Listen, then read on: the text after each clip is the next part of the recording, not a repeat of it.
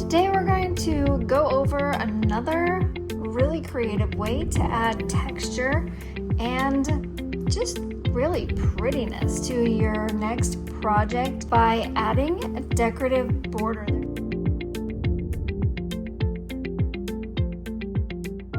So I am making a coaster and I've just grabbed some spare yarn. This would be better if I had like a wool or 100% cotton. But for now, just to try this out and kind of come up with like a creative little coaster, I just grabbed some yarn in a color that I like. The border that I'm gonna make on each end of this coaster is called a low back ridge. It has a friend called a low front ridge. We're gonna learn the low back ridge today. So I have got 2 rows of single crochet, and I'm going to chain 1 stitch here, and then we're going to turn and we're going to work in the back loops. So just as a refresher, if you are a brand new crocheter, the anatomy of a stitch, go over this. So the top of the stitch has 2 legs that form a V. Okay, if you turn it like this, there's your little V's. So each stitch has 2 legs like that. Okay, so the one closest to you always is the front, and the one farthest from you always is the back. So if I turn this away, this now is my front, this is the back here. I'm here, so we're going to be working in the back loop of the stitch, which means the leg that's farthest from me. And I'm going to skip this first one and I'm going to slip stitch into that back leg, and I'm going to do that all the way down. And always with your slip stitches, it's really easy to get too tight on these, especially if you're just starting out. Work on keeping your slip stitches the same size, but also relaxed. If you do a slip stitch too tight, it's gonna pull and it's gonna look funny, but it's also gonna be really, really challenging to crochet into that slip stitch because it's gonna be too tight to fit your hook into. And I am using like a medium weight yarn, and this is a 5mm or size H crochet hook. If you're gonna use a bigger hook than this, you definitely need some thicker yarn. But just for doing a sample, always use what's comfortable for you. If you're just starting out, thicker yarn and a bigger hook is always a good idea until you've mastered it, and then you can work on using smaller yarn and smaller hooks. All right, so we're just doing our single crochets all the way down. Sorry, not single crochets. Doing our slip stitches just in that back loop only, all the way to the end. Getting there. All right, so there's that.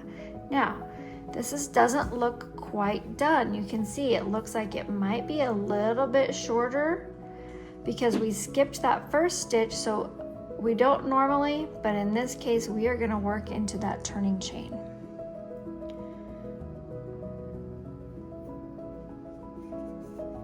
And mine's going to be a little tight because I did not prepare well for this by making sure that that was loose. But that's fine. You can see that I got it in there. We'll do our last slip stitch. And then we're going to chain 1 and we're going to turn. So the low back ridge is a 2-pass stitch. So that was a row 1. And now we're going to do the second row. But in order to do that, we're gonna look at this from a couple of different angles so that you know what you're looking at. So if you look at this, you would think this is your front loop and this is your back loop because that is your slip stitch that you just did, right? but for the low back ridge, we're actually going to be working in the front loop that you skipped by only working in the back loops of this row. So now when we come back, we're going to work in these front loops that we did not work on the first pass. So now we're going to, if you look at it from this angle, we're going to be working in these loops here.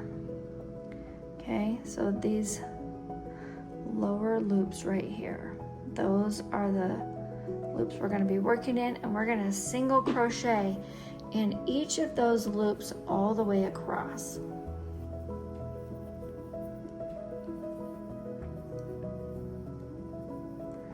My yarn doesn't want to get where it belongs. All right, so we've got our chain stitch already. So now we're just going to reach down and we're going to slide into that loop. So I'm not going in the front, I'm not going in the back of the slip stitch. I'm passing over the slip stitch down to the front loop of the stitches that I worked on the last row. Okay, and I'm going to pull up a loop and do a single crochet. Insert my hook in the next one, single crochet. And you can see, so front and back of the slip stitch, and I'm going down to the front loop of that last row, picking up my loop and doing a single crochet.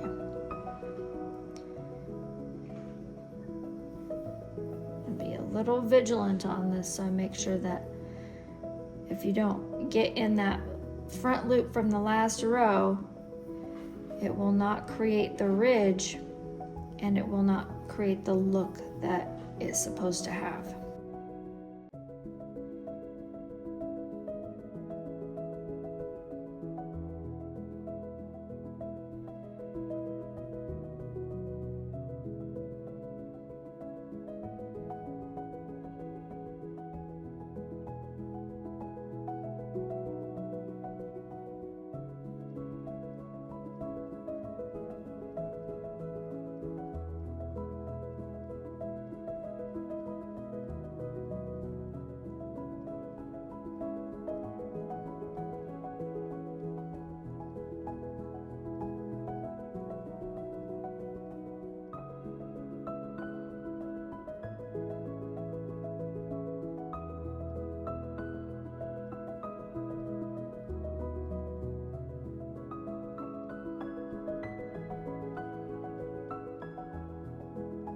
And once you know which loop you're looking for, it does make it a little bit easier.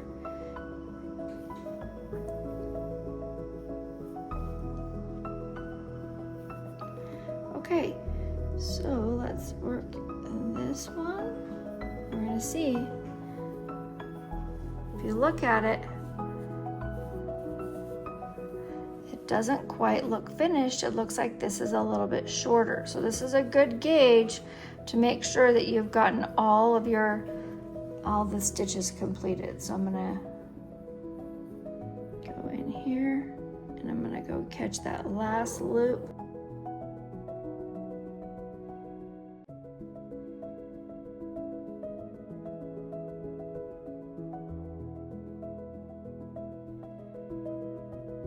The yarn's wanting to split. All right, and then do that last single crochet.